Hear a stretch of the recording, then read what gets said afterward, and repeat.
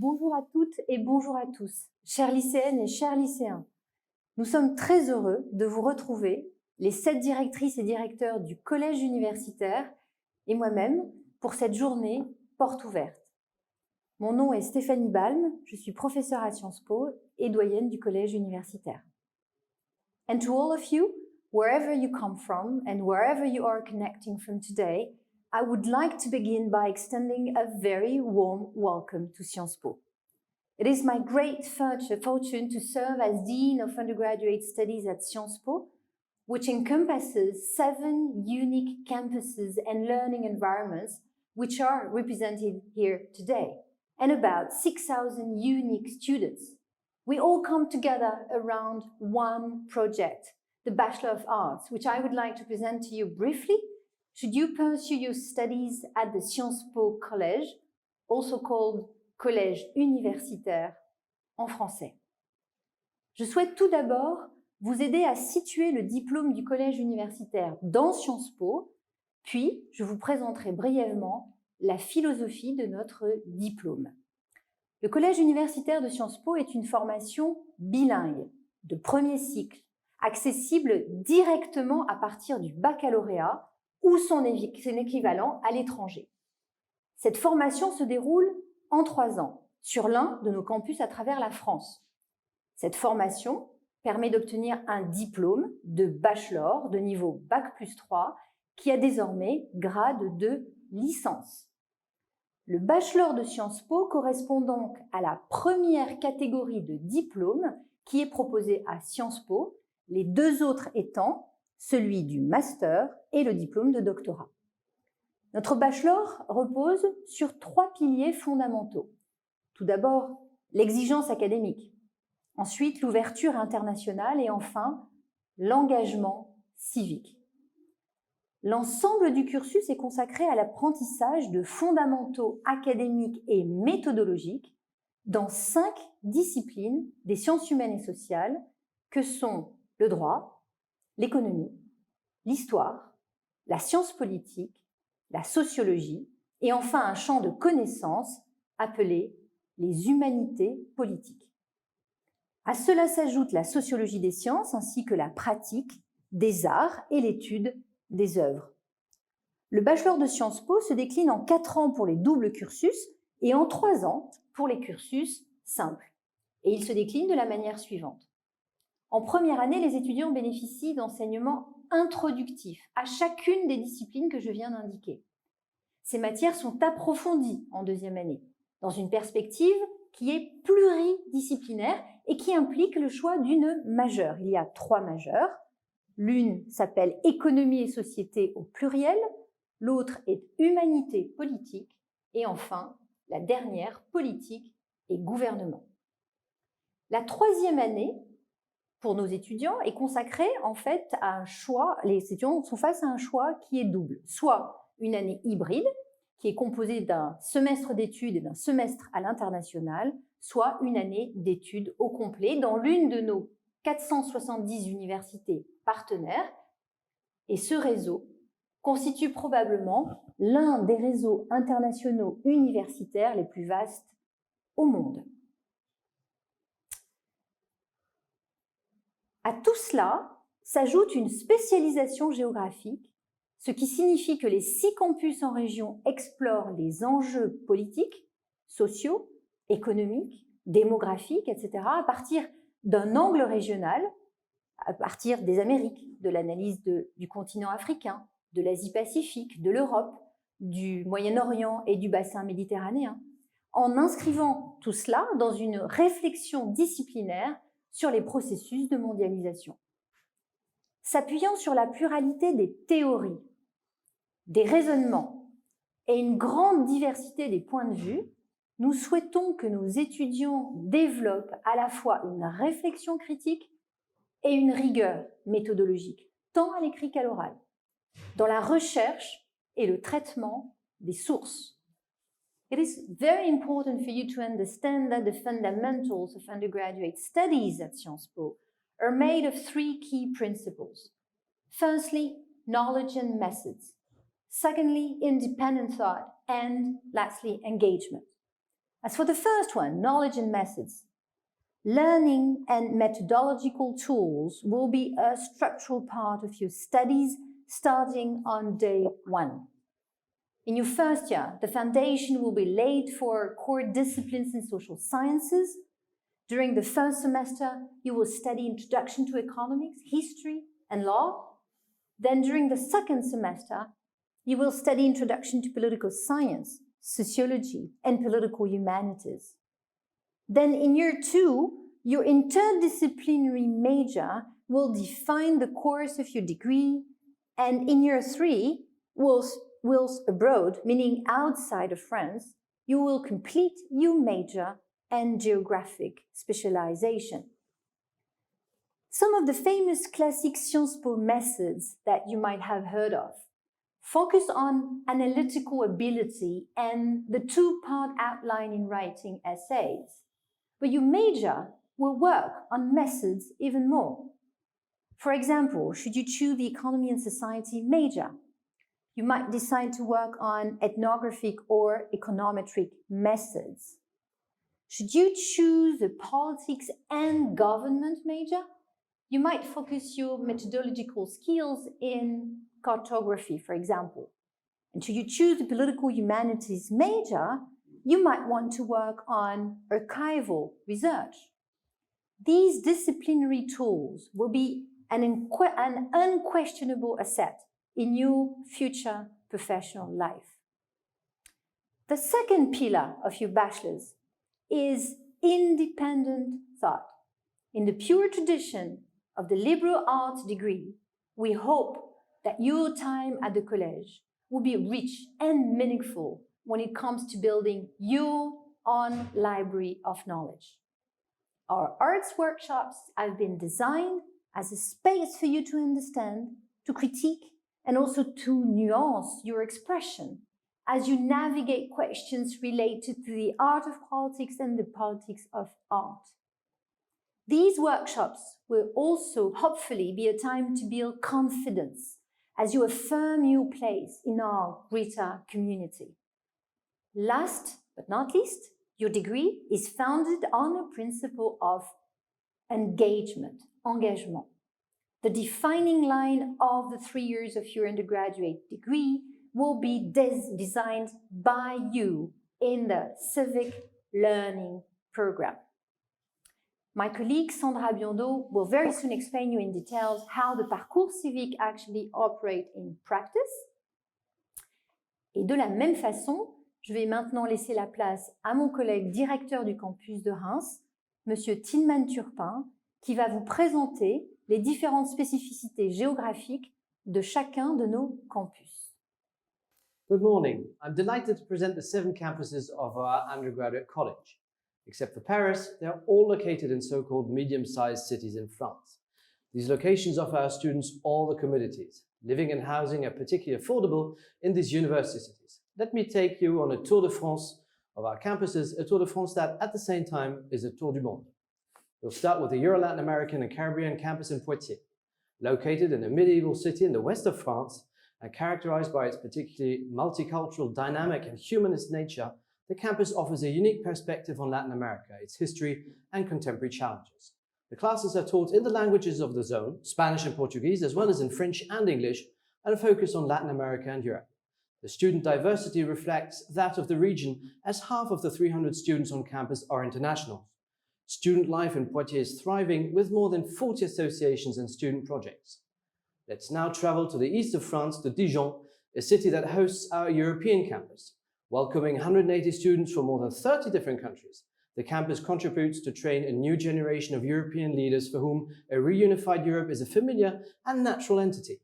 Therefore, in Dijon, the undergraduate curriculum is complemented with a strong European dimension based on a decentered outlook on the European Union from the perspective of the Central and Eastern European countries, offering a specific focus on the region and related issues. Committed to multilingualism in Europe, students can choose up to 3 European languages among the 10 offered. The campus is very active in promoting the debate on Europe and raising awareness of European citizenship. Also located in the east of France, slightly more to the north, we have the Nancy campus, the first of Sciences Po's campuses to open outside of Paris in 2000. Nancy offers a trilingual program with a specific focus on German-speaking Europe and the German-French relationship as a driving force for the economic and political development of the European Union. Settled in the heart of a university city with 50,000 students, the Nancy campus offers its 350 students a dynamic cultural, sports and student life, allowing them to live in a solidary and open community. From the east to the very west of France, let's fly to Le Havre. This campus, situated right on the waterfront, offers an English-speaking program aiming at a better understanding and analysis of the issues faced by the Asian continent. It does so in a comparative and cross-sectional approach, looking both at Europe and Asia. The coverage of subject is wide-ranged, and students can study the languages of Asia, such as Mandarin, Japanese or Hindi. 65% of the students have an international background coming from 35 different countries. The campus's diversity is enriched by the possibility to follow one of 7 of our international dual degrees. The 320 students actively participate in the very dynamic student life, with a notable preference for bombastic dance and music performances. And now we'll jump to the very southeast of France, to the sunny city of Menton, located right next to the Italian border. The campus offers 2 programs, one in English and the other in French.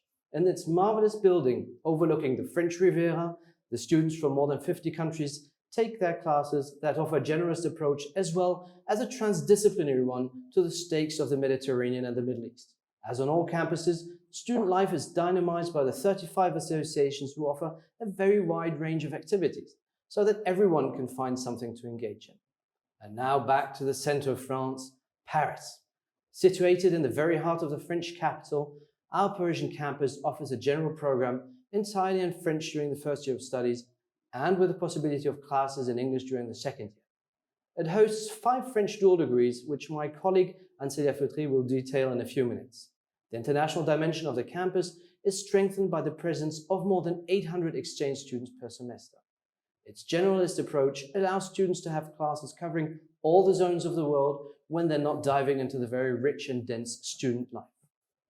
And last but not least, we'll finish our Tour de France and of the world in Reims, the city of kings and champagne.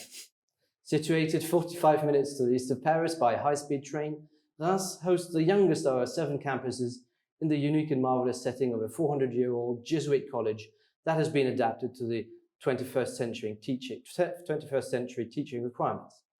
The Sciences Po undergrad college's largest campus, 1,600 students, offers 2 distinct programs, the Europe North America program and the Europe Africa program. Entirely in English, the Europe North America program offers a dynamic perspective on the history, the present and the future of the relations between these 2 regions. The Europe Africa program concentrates on past and present links between the African continent and Europe. It's a French track where students can follow classes in both French and English. Alongside 6 international dual degrees, the campus also welcomes one of the Bachelors of Arts and Sciences, focusing on sustainable environments and societies. The student community is one of the most international, with 55% of international students coming from close to 100 different countries. 85 student associations and clubs animate a particularly dynamic and rich student life in English and French. And now I have the pleasure to leave the floor to my dear colleague, Lukáš Macek from Dijon for the curriculum. Bonjour à toutes et à tous. Vous l'avez compris, le mot-clé du Collège universitaire de Sciences Po, c'est la pluridisciplinarité. Mais je vais vous présenter maintenant la maquette pédagogique du collège en vous montrant comment cette pluridisciplinarité s'exprime différemment à travers les différentes années qui composent le cursus de bachelor de Sciences Po. Alors, la première année, la pluridisciplinarité est à la fois large et très équilibrée. Autrement dit, toutes les matières qui étaient énumérées au début par la doyenne, l'économie, le droit, l'histoire, la science politique, la sociologie et les humanités, toutes ces matières sont présentées aux étudiants à travers des cours introductifs qui ont tous à peu près le même volume horaire, qui nécessitent à peu près le même engagement de la part de chaque étudiant, et ce sont des cours obligatoires. Il s'agit vraiment de poser des bases de connaissances et de méthodes dans les principales sciences sociales qui sont enseignées à Sciences Po. Au premier semestre, on commence avec l'histoire du 19e siècle en particulier, l'économie, l'introduction à l'économie et le droit à travers un cours d'introduction au droit constitutionnel. Ensuite, au second semestre, on va continuer la découverte de ces sciences sociales avec l'introduction à la science politique et l'introduction à la sociologie.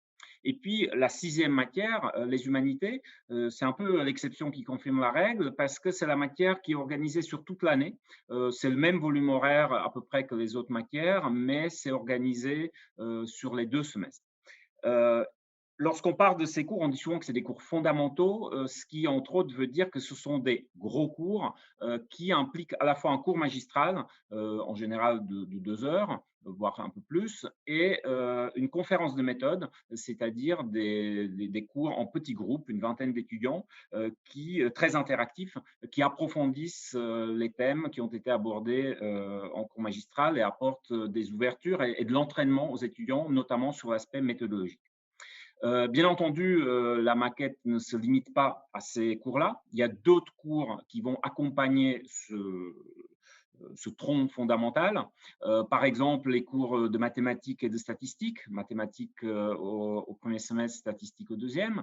Bien évidemment, les cours de langue, avec les spécificités d'un campus à l'autre, mais partout à Sciences Po, un accent important est mis sur l'apprentissage des langues étrangères. Il y a aussi ce qu'on appelle les séminaires d'exploration au deuxième semestre, ce qui permet de préparer le choix de la majeure en deuxième année. Il y a aussi la possibilité de faire du sport à titre facultatif. Néanmoins, tous les campus proposent aux étudiants d'intégrer dans leur maquette pédagogique aussi une activité sportive. Et il y a aussi les ateliers artistiques au deuxième semestre. Donc voilà la maquette de première année, une maquette équilibrée, avec relativement peu de choix pour les étudiants parce qu'il s'agit justement de poser ce socle commun à l'ensemble des étudiants du collège universitaire, quels que soient les choix qu'ils feront plus tard. Au contraire, dès la deuxième année, le choix des étudiants devient un élément important.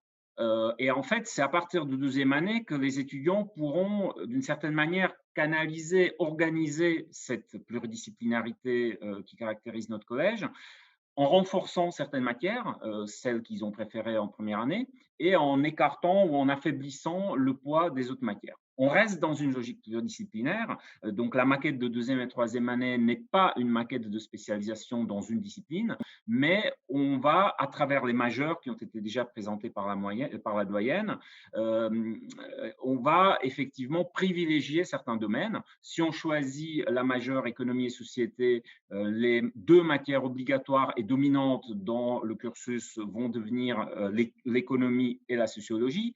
Si l'on choisit la majeure politique et gouvernement, ça va être le droit et la science politique. Et si on choisit la majeure humanité politique, ça va être la philosophie et l'histoire. Alors, le cœur de la deuxième année, au niveau des matières obligatoires, ce sont 2 cours d'approfondissement, chacun dans l'une des 2 matières obligatoires de la majeure qu'on a choisie. Et ensuite, ça c'est au premier semestre, et au second semestre, on va aborder ces 2 matières-là autour d'un objet commun avec des cours interdisciplinaires ou pluridisciplinaires, c'est-à-dire on va mobiliser les 2 matières principales de la majeure pour analyser un sujet, analyser une thématique, et donc d'une certaine manière, on va aller vers une synthèse, vers un croisement des 2 matières principales de chaque majeure. Les thématiques peuvent varier d'un campus à l'autre.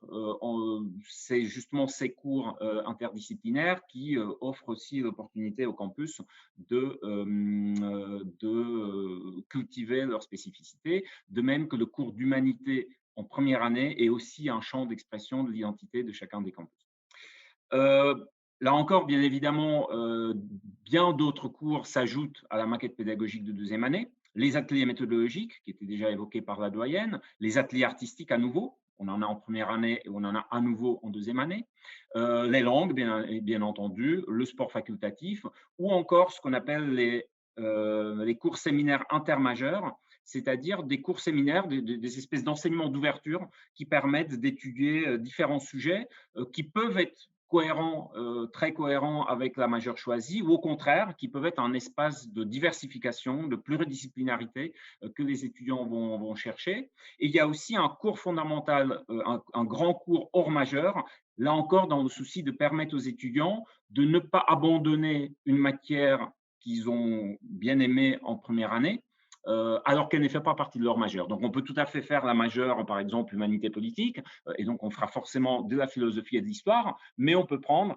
un cours avec un cours magistral et une conférence de méthode en économie ou en droit ou en sociologie. Voilà donc en quelques minutes la description de la maquette. Maintenant, on m'a invité aussi de développer un peu davantage la question de la majeure humanité politique. Alors pourquoi on me l'a demandé à moi? Parce qu'il se trouve que le campus de Dijon est le campus où actuellement, c'est le seul campus du collège universitaire où aujourd'hui la majeure humanité politique est la première majeure en termes de choix qui est fait par les étudiants. C'est effectivement une majeure qui se porte très bien dans notre campus pour des raisons qui sont sans doute pas étrangères à la forte spécificité européenne du campus qui était évoquée par Tillman. Je pense qu'il est assez cohérent que des étudiants qui s'intéressent au projet européen sont aussi des étudiants qui sont très intéressés par des enjeux d'histoire, par des enjeux de mémoire commune en Europe, ou pas toujours aussi communes que ça d'ailleurs, ou encore par des questions relevant de la philosophie politique, de l'histoire des idées politiques, ou par exemple des questions de religion. À Dijon, c'est un cours sur la religion et la culture en Europe qui est justement le cours interdisciplinaire du deuxième semestre de deuxième année dans la majeure humanité politique. La majeure humanité politique est là pour objectif justement d'apporter un éclairage à travers notamment l'histoire et la philosophie, mais aussi d'autres domaines comme par exemple l'histoire de l'art, les lettres, les études littéraires, d'apporter un éclairage aux grands sujets qui animent l'actualité du monde d'aujourd'hui. Et quel que soit le grand sujet du moment, je crois qu'il n'est pas très difficile de montrer à quel point cette approche-là, cette approche fondée dans cette notion d'humanité, est à la fois pertinente et fructueuse. Je passe maintenant la parole à mon collègue François Laval, directeur du campus de Nancy, qui va vous parler de la majeure politique et gouvernement. Merci Lukáš. Donc la majeure politique et gouvernement en deuxième année, c'est un peu l'ADN historique de Sciences Po, car elle est indiquée pour celles et ceux qui veulent comprendre comment les États fonctionnent et interagissent avec les différents niveaux des institutions internationales et des collectivités locales et régionales.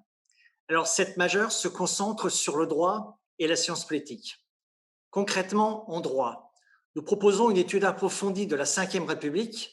Certes, c'est la Constitution de la France, mais c'est une constitution qui a été imaginée par Charles de Gaulle pour renforcer le pouvoir de l'exécutif et notamment du chef de l'État.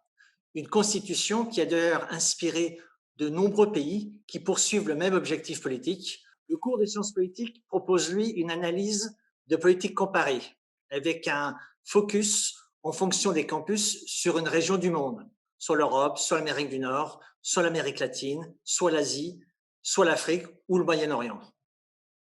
En plus de ces deux cours disciplinaires, on vous propose un cours pluridisciplinaire qui permet de mieux comprendre comment les politiques publiques sont élaborées et mises en œuvre, selon les différents systèmes institutionnels et administratifs.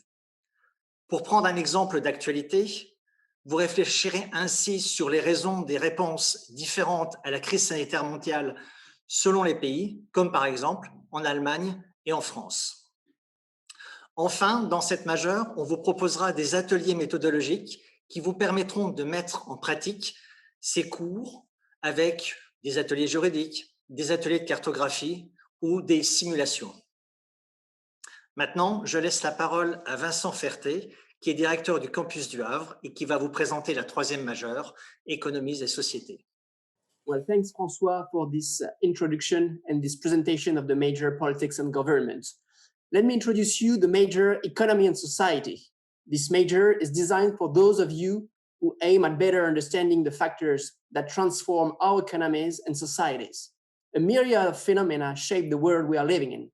Globalization, financial crisis, climate change, inequalities, poverty, geopolitical conflicts, the emergence of new economic powers.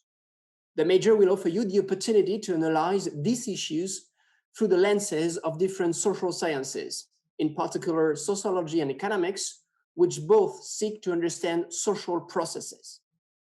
Students are invited to approach this concept as social scientists do, by combining different methods, by developing a cross-disciplinary approach, and by taking different scales of analysis, the individual, the groups, and the institutions. Students of the major will be able to apply what they have learned to understand market mechanisms and social interactions, as well as the social and economic implications of public policies that respond to contemporary world challenges. There are 3 main courses that are the milestones of this major. 2 core courses are offered during the fall, with 1 lecture and 1 methodical seminar. The first one is in economics, is titled Institutions, Behaviors, and Market Failures, a perspective in microeconomics. It complements the course that first-year students have attended with a focus on recent development in the discipline from the fields of information economics, behavioral economics, economic dynamics, and so on. The second course in sociology is intended to delve deeper into a single topic while mobilizing the themes covered in the first-year course. The course will focus on gender issues and will demonstrate different methodical and theoretical approaches to this given subject. In addition, as it has been told in the similar organization as the other major, there's a multidisciplinary course offered during the spring. It will help you to learn how to use economics and sociology to understand complex social issues. It connects both approaches to extract the complexity of mechanisms related to the fields covered in the major. For instance, in Le Havre, we have designed a course titled Historical Sociology of Capitalism and aims at using the methodology in economics and the methodology in sociology to understand what are the recent transformation of capitalism. As in the other majors, methodical workshops are offered and aim at exploring the research methods and the quantitative or qualitative methods. Here, our objective is to give you the tools you need to point out a key question and then come up with a set of methods you can use to provide critical and analytical answers. I thank you and I let you the floor now to my colleague, Madame Anne-Célia Feutry. Le collège universitaire, les campus de Reims et Paris en particulier, proposent des parcours de double diplôme avec des universités partenaires françaises, des universités partenaires locales. Ces doubles formations sur 3 ou 4 ans, selon les diplômes visés, sont des parcours universitaires exigeants, suivis simultanément dans 2 institutions et s'adressent à des étudiants qui cherchent à se nourrir du dialogue permanent entre disciplines scientifiques ou littéraires, au-delà donc des sciences sociales telles qu'elles sont enseignées dans le cursus classique ou monocursus de Sciences Po. Au terme de ces doubles formations, les étudiants obtiennent une licence des 2 institutions. Le campus de Reims propose à ce titre un double diplôme national et le campus de Paris en propose 5. Nos 2 campus, depuis la rentrée 2020, abritent un BASC ou Bachelor of Arts and Sciences. Ces 2 doubles diplômes tissent des liens avec nos partenaires locaux, l'Institut de physique du Globe de Paris, d'une part, et l'Université de Reims, Champagne-Ardenne, d'autre part. Le BASC rémois forme actuellement une première promotion d'étudiants en environnement et société durable avec l'Université de Reims Champagne-Ardenne ou l'URCA et le BASC parisien en politique de la Terre avec l'Institut de physique du Globe de Paris, l'IPGP. Les étudiants sont invités à suivre une double formation en géosciences et sciences du vivant, des modules interdisciplinaires pour comprendre dans un double mouvement la question du vivant, des enjeux écologiques et politiques liés à la biodiversité et plus généralement au rapport de l'homme à son milieu. 2 nouveaux Bachelors of Arts and Sciences ou BASC en partenariat avec l'Université de Paris ouvriront à la rentrée 2021. Le premier, Politique du vivant et identité, formera une première promotion en sciences de la vie et sciences humaines et sociales. Les étudiants seront amenés à analyser et comprendre les logiques et les raisonnements menés en biologie et en sciences sociales sur ce qui constitue un individu au sens biologique et génétique du terme, mais aussi sa place, son rôle, ou tout du moins celui qui lui est assigné dans une société donnée au sens des sciences sociales cette fois-ci, et pour comprendre notamment les nouveaux enjeux en matière éthique, économique et bien sûr politique. Le second BASC, créé conjointement avec l'Université de Paris, en mathématiques cette fois, en mathématiques et sciences humaines et sociales, accueillera à la rentrée prochaine une nouvelle promotion dans le double diplôme algorithme et décision. Ce qui est en jeu dans ce double diplôme, c'est l'analyse et la compréhension des mécanismes, des modèles à l'origine et au cœur des choix individuels et collectifs au sein des sociétés, mais également le fonctionnement des déterminations individuelles et collectives et des modalités d'action à inventer. Ce dernier basque vient compléter l'offre de double diplôme historique du campus de Paris en 3 ans, avec Paris 1 Panthéon-Sorbonne en mathématiques appliquées et informatiques, et en sciences sociales, bien sûr, et le double diplôme en lettres, philosophie ou histoire avec Sorbonne Université, anciennement Paris 4. Selon les parcours choisis, les étudiants compléteront leur parcours avec de l'histoire antique, médiévale, moderne, contemporaine, ou de la littérature classique, de la littérature moderne, ou encore de la philosophie générale et thématique. Chacun de ces doubles diplômes nationaux proposés au collège universitaire sur les campus de Paris et de Reims s'inscrivent dans l'offre globale de doubles diplômes, internationaux également, que vous présentera ma collègue, directrice du campus de Menton. Résolument ouvert sur le monde, le collège universitaire de Sciences Po a choisi de mettre la dimension internationale au cœur de son projet pédagogique. Sur tous nos campus, nous pouvons nous réjouir d'accueillir des étudiants de nombreuses nationalités. À Menton, cette année, nos étudiants viennent de 53 pays différents. La dimension internationale de notre formation se décline de plusieurs manières. D'abord, nos étudiants peuvent être inscrits dans l'un des 9 doubles diplômes et avoir une scolarité qui se déroule ainsi: les 2 premières années à Menton, 3e et 4e année à Columbia Université, l'un de nos partenaires par exemple. Ensuite, les étudiants non inscrits à un double diplôme doivent obligatoirement poursuivre leur 3e année dans l'une des 470 universités partenaires de Sciences Po. C'est l'exemple de l'une de nos étudiantes de nationalité finlandaise qui, après les 2 premières années à Menton, effectue actuellement sa 3e année à l'Université américaine du Caire. À l'occasion de cette année, notre étudiante approfondit sa connaissance de la zone Moyen-Orient-Méditerranée, valide son orientation géographique. Elle valide également la majeure qu'elle a choisie en 2e année, humanité politique en l'occurrence. Pour définir leur projet de 3e année à l'international, nos étudiants et nos étudiantes peuvent compter sur un accompagnement de proximité, un accompagnement personnalisé, assuré par les différents responsables pédagogiques sur l'ensemble de nos 7 campus. Quelle que soit la voie choisie, nos étudiants doivent satisfaire une autre obligation de scolarité qui constitue un véritable fil rouge de notre cursus de bachelor, le parcours civique. Sans plus attendre, je laisse la parole à Sandra Biando, responsable des projets innovation pédagogique au sein de l'équipe de coordination des 7 campus du collège universitaire. Merci beaucoup Yasmina. On vous propose maintenant d'explorer ensemble ce qui sont les spécificités pédagogiques et la vocation du programme du parcours civique. De quoi s'agit-il? C'est un programme pédagogique obligatoire qui permet de valider le diplôme de bachelor. Le parcours civique propose aux étudiants d'appréhender la citoyenneté, la responsabilité sociale et l'engagement solidaire grâce à l'élaboration d'un projet personnel au service d'autrui. Le parcours se déploie sur 3 années. Ce temps long est en effet nécessaire à la construction d'un projet personnel qui s'inscrit dans une logique de progression et d'approfondissement. Et pour ce faire, les étudiants bénéficient également d'un accompagnement pédagogique personnalisé, spécifique, et qui est proposé par des référents académiques. Comment ça marche concrètement? Donc, la mise en œuvre du parcours civique repose essentiellement sur 2 éléments clés. Il s'agit respectivement de la rédaction de 2 écrits réflexifs, à savoir la lettre d'engagement et le grand écrit, qui viennent ouvrir et clore le parcours académique des étudiants, respectivement en première et en 3e année, et la réalisation de 2 grandes expériences de terrain, un stage de minimum 1 mois qui se déroule pendant l'été de la fin de la première année, et un projet civique libre en continu tout au long de la 2e année.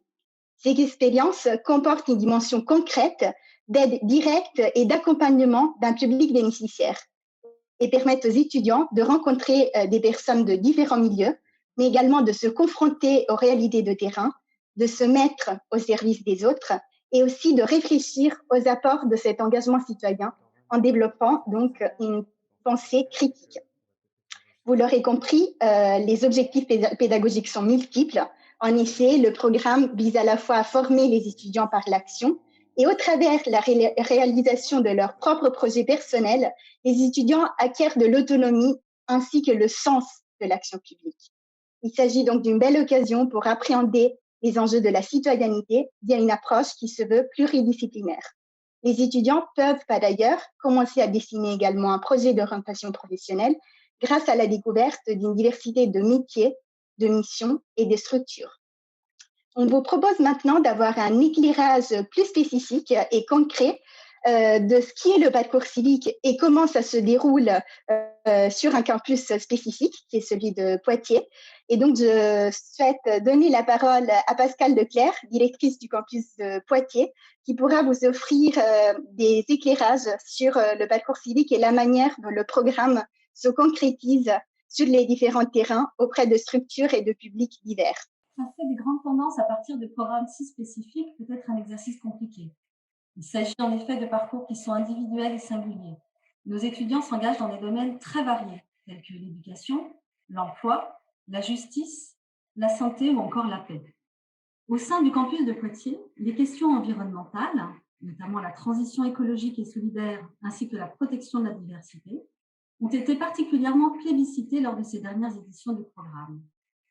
Un intérêt particulier est aussi accordé au thème de la résilience locale et de la fracture territoriale. Parmi nos partenaires, publics ou associatifs, nombreux sont ceux qui proposent des missions liées à l'aménagement du territoire, la transition énergétique ou encore la lutte contre la désertification des territoires ruraux.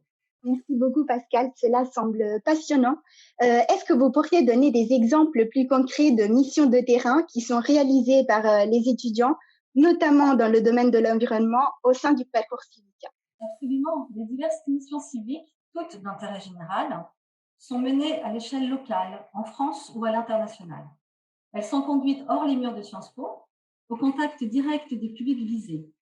Dans le domaine environnemental, les étudiants animent, par exemple, des ateliers de sensibilisation et de médiation autour des enjeux de la résilience locale à destination des habitants. Ou encore des missions autour de la gestion des déchets dans les démarches de transition collective. Certains accompagnent des lycéens dans le cadre de l'engagement des jeunes pour le climat. D'autres participent à l'animation et à l'entretien de refuges animaux. Le parcours civique est un programme didactique qui se veut transversal et qui constitue vraiment une sorte de fil rouge et qui permet de coudre ensemble les différents objets pédagogiques propres à la formation du collège universitaire. Une formation qui est résolument orientée vers les enjeux du bien commun et de l'intelligence collective. Je souhaite céder maintenant la parole à Stéphanie Dalme, doyenne du collège universitaire, pour un peu dernier mot de clôture. Chères étudiantes et chers étudiants, vous avez pu prendre la mesure du caractère ambitieux du projet académique du collège universitaire. Nous vous proposons de venir suivre des cours en sciences humaines et sociales à Sciences Po. Ces cours sont ambitieux dans le sens où ils sont basés aussi sur une recherche de premier plan qui se développe et qui se déploie dans les différents centres et instituts de recherche de Sciences Po. Nous avons une conviction, cette conviction est que les sciences humaines et sociales, les humanités, ont beaucoup à nous apprendre sur la réalité du monde d'aujourd'hui. Nous avons une autre conviction qui est celle que le dialogue entre les sciences, entre les humanités, les sciences sociales et les sciences parfois dites dures ou fondamentales, que ce dialogue est absolument décisif. D'où la raison, ce qui explique la raison de la création de ces diplômes que l'on appelle Bachelor of Arts and Science, que la directrice du campus de Paris tout à l'heure vous a présenté. Eh bien, si vous souhaitez participer à ce projet extrêmement ambitieux, nous serons là pour vous accompagner et je ne doute pas que vous ayez également énormément de questions et c'est la raison pour laquelle nous allons démarrer désormais tout de suite une séance de questions-réponses.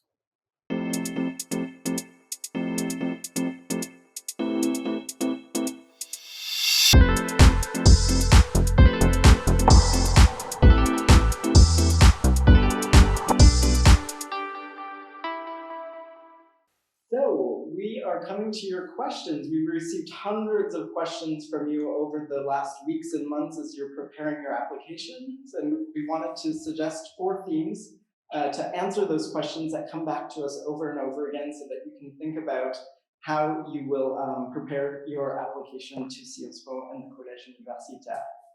The first theme is about choosing one's campus and identifying those two choices that you make in your application. Comment orienter son choix entre les 7 campus? How do I choose one of those 7 campuses? Tillman, do you want to give us an answer? Yes, of course, bien sûr, avec plaisir. So I think the choice of campus is mainly motivated by the interests of the student, the future student, the candidate. So, I mean, if you're interested in North America and its relations with Europe, then it makes sense to choose the Reims campus and the Europe-North America program. If you're more interested in the evolution of the political situation of the Mediterranean and Middle East, then obviously Menton would be a choice for you. So, first reason for choice or first motivation for choice is always your interest in a region. And second choice or second motivation for choice obviously is linguistic reasons as well. As you might know by now, some campuses offer full English tracks, which means that you have to have a sufficient English level upon arrival, and other campuses have programs that are in first start in French and then go bilingual over the years. So take into consideration also your knowledge of a language, knowing that even if you arrive in an English-speaking program with, say, a B2 level, you'll very quickly progress as you'll be in an English-speaking track with other students. So again, basically your motivation is the first point that you're interested in the reason, because these will be obviously some questions we'll have a closer look at in your application and then in the interview. And second is linguistic reasons. Obviously, these go together. Thank you very much. Il y a une deuxième question aussi pour ce choix de campus qui nous arrive très souvent et je propose de la poser pour notre directrice du campus de Paris, Anne-Célia Feutry. Je suis tentée de candidater à Paris car je vis en Île-de-France. Je suis aussi attirée par les spécialisations géographiques proposées par les campus qu'on vient de voir. Comment faire son choix de campus quand on habite en Île-de-France? Alors, c'est effectivement une question qui nous est souvent posée et je compléterai ce qu'a dit mon collègue directeur du campus de Reims. Votre localisation actuelle au lycée ou dans votre famille est un des éléments qui peut guider votre choix, mais bien sûr, elle n'est pas le seul. Vous entrerez dans l'enseignement supérieur, ça sera une toute nouvelle vie pour vous, la rencontre d'étudiants internationaux, mais aussi français, de régions comme parisiens, sur l'ensemble de nos campus. Il y a évidemment des systèmes de logement et dans des résidences étudiantes et à proximité des campus qui vous permettent de recréer une proximité avec les nouveaux étudiants que vous rencontrerez. J'ajoute, pour ce qui est du campus de Paris, que le campus de Paris ne propose pas de spécialité géographique, que la première année du programme qui est proposé à Paris, hors double diplôme, est une partie entièrement francophone. Donc encore une fois, ici, le niveau de langue a une importance dans vos considérations à avoir. Et les cours sont enseignés indifféremment en français et en anglais, en tout cas dans les deux langues, à partir de la deuxième année sur le campus de Paris. Donc j'insisterai également sur ce choix de langue et la maîtrise du français, pour ce qui est du campus parisien. Je propose de passer à la deuxième thématique de questions qu'on reçoit très souvent. So we're now moving to the second theme of questions, which is about how the instruction works on our campuses. Et je propose de passer cette prochaine question à Pascal Leclerc sur notre campus de Poitiers. Quelle est la part des enseignements du tronc commun, ce parcours fondamental qu'on a discuté tout à l'heure, par rapport à ces spécialisations géographiques qu'on vient de discuter? Pascal? Eh bien, cette part varie selon les années d'études. Pour prendre l'exemple du campus de Poitiers, en première année, tous les cours sont des cours de tronc commun hors spécialisation géographique, à l'exception de ces quelques enseignements, le cours fondamental d'humanité politique qui, lui, porte un regard sur la zone, le séminaire exploratoire qui est à choisir parmi 3 thématiques, les relations internationales, le genre et les océans, et enfin les modules complémentaires, des cours fondamentaux de droit et de sciences politiques. Mais en deuxième année, la tendance s'inverse, puisque bon nombre d'enseignements explorent l'angle régional du campus. Toujours pour Poitiers, il s'agit d'une part non négligeable de l'offre du cours séminaire, des ateliers méthodologiques de majeurs, Citons à titre d'exemple l'introduction au Quechua pour la majeure humanité politique et de certains cours pluridisciplinaires de majeure, comme celui sur les crises en Amérique latine dans la majeure politique et gouvernement. Pour ces 2 années, les enseignements sont généralement proposés selon les campus en français ou en anglais, nous l'avons dit, mais certaines spécificités sont propres au campus. Par exemple, à Poitiers, nombreux sont ceux qui sont proposés en espagnol et dans une moindre mesure en portugais. Je propose maintenant de passer à la 3e thématique des questions qui nous arrivent très souvent, l'apprentissage des langues dans le cursus. So, language instruction, how does one learn language? How do these language courses sort of insert themselves in our curriculum, in our studies on site? Vincent, do you want to answer that one? Yes, thanks, Kai. Language instruction plays, it's a key component actually of the curriculum at Sciences Po. And we offer weekly language courses on a 4 hours basis. So this means that you will have 4 hours of classes per week, ranging from different level. Actually, we start at A1 level and we offer also C2 level courses in different languages. Most of the languages are related to the identity of the campus. So I invite you maybe to double check on the website of each campuses to see what is the course offer. We tend to focus on of course, your oral skills and your listening skills as well. But we also try to combine, I would say, a very classical approach of language instruction, which is to master the command of the per se language, but also to try to, thanks to this language, to see the specificities of each culture, each country that are covered by the languages. So it's more specifically the case for the advanced level, B1, B2, C1, C2, where we try to cross, I would say, cultural topics, political topics, economic topics, with the learning of the language. I remind you that the priority is given to the command of French and English. So this might probably determine as well the kind of languages you might choose, because the priority is given for you to reach an advanced level in French and English, and then offer you the opportunity to start a language related to the campus. Thank you very much, Vincent. Il y a une question qui nous arrive très souvent, et bien évidemment, vous avez compris, les langues proposées par chaque campus diffèrent en fonction de cette spécialité géographique que nous avons discuté tout à l'heure. Mais je propose peut-être de poser la question suivante à Anne-Célia Feutry, directrice du campus de Paris. Quelles sont les langues qu'on enseigne à Sciences Po? Entre les langues de travail de Sciences Po, qui, comme vous l'avez compris, sont le français et l'anglais, et dont notre but, quel que soit le campus sur lequel le campus que vous aurez choisi et le campus sur lequel vous serez affecté, quand vous êtes francophone, le but sera d'atteindre un niveau. Pour donner un élément, ce sera un niveau par exemple C1 ou en tout cas B2 validé dans le cadre commun de référence pour les langues, qui est le cadre des références d'enseignement des langues à Sciences Po. Donc je ferai cette distinction entre les langues de travail, donc le français et l'anglais sont les langues prioritaires quotidiennes utilisées à Sciences Po dans le cadre des enseignements. Pour ce qui est de la question de l'apprentissage des langues, il y a effectivement un très grand nombre de langues enseignées à Sciences Po. Il y en a exactement 23 au total au collège universitaire, des langues européennes, l'allemand, l'italien, l'espagnol, mais également des langues extra-européennes. Nous avons cité le japonais, nous avons également des cours, en tout cas sur certains campus, de langue des signes française. Et évidemment, c'est les langues qui seront proposées sur les campus et selon les campus dépendront de la zone géographique de chacun des campus. Je pense par exemple au polonais sur le campus de Dijon, mais bien évidemment à tout un tas d'autres langues.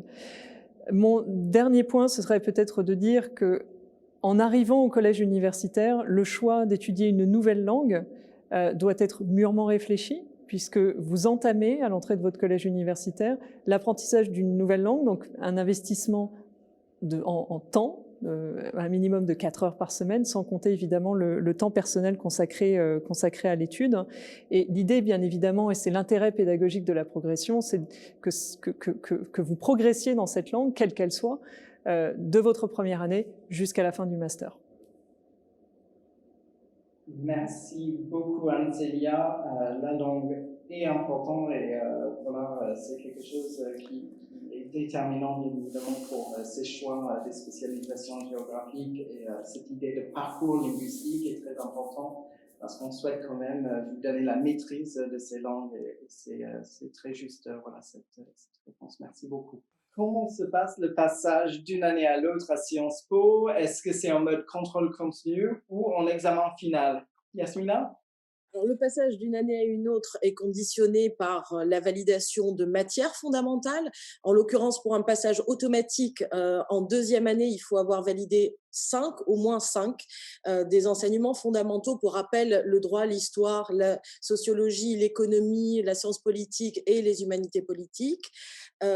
Et donc, le contrôle des connaissances s'effectue à deux niveaux. D'abord, le contrôle final à la fin de chaque semestre. Il y a un contrôle final et ensuite, tout au long de l'année, tout au long des enseignements, tout au long des semestres, il y a des contrôles continus qui s'expriment au travers d'exposés, de devoirs sur table, de petits dossiers de recherche, de papers également.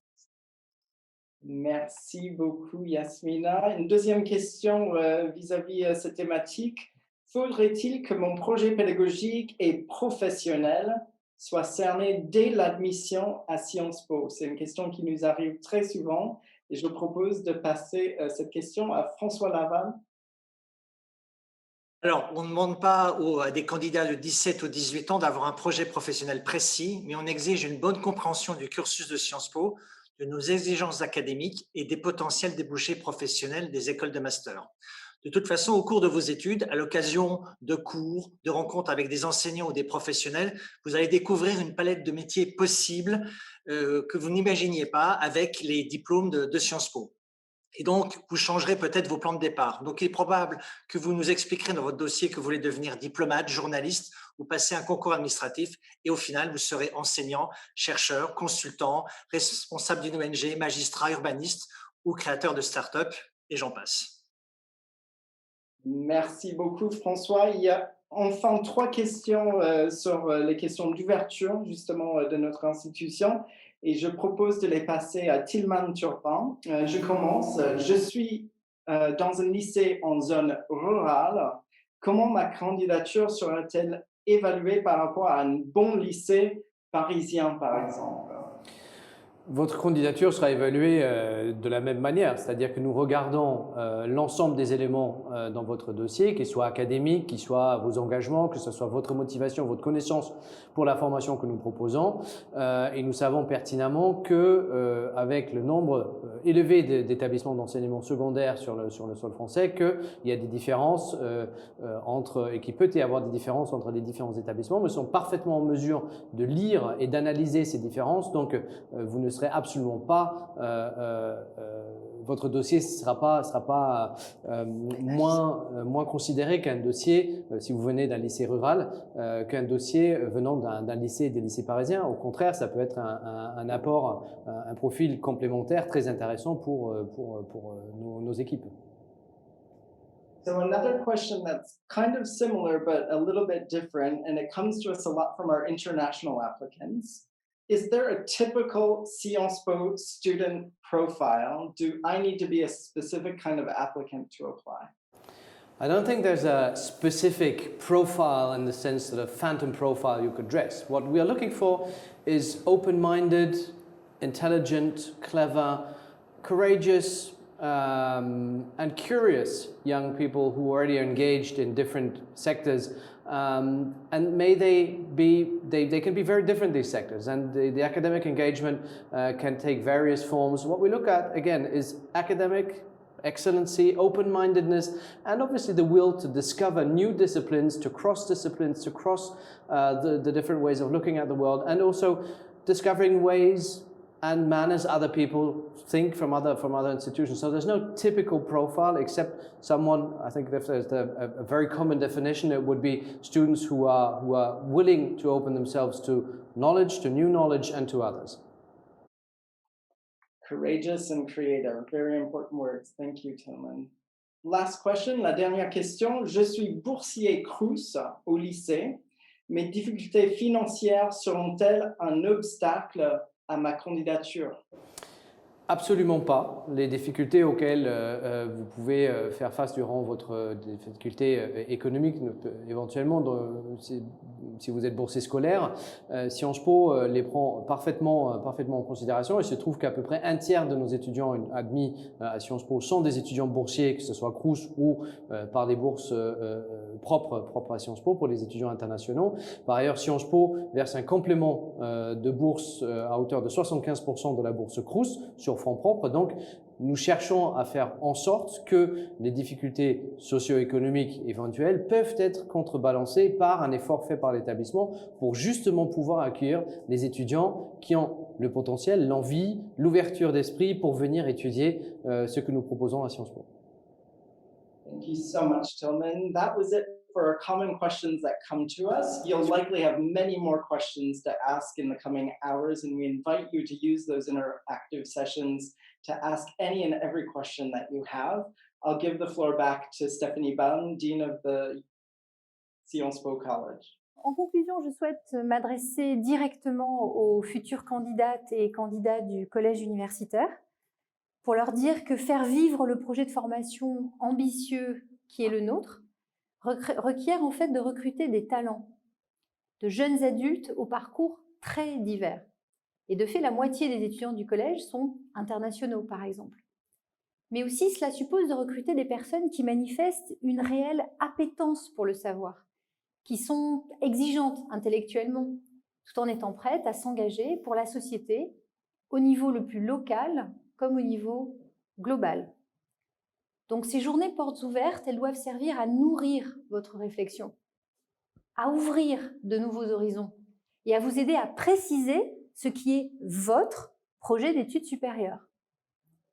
So my colleagues are looking forward to welcome you to our campuses throughout France, and we encourage you to make connections with our entire university, its impressive students and compelling instructors. Remember that each and every one of you has a place in our classrooms, and I look forward to meeting you soon on one of the 7 campuses of the Collège Universitaire. Donc à bientôt, and welcome to Sciences Po.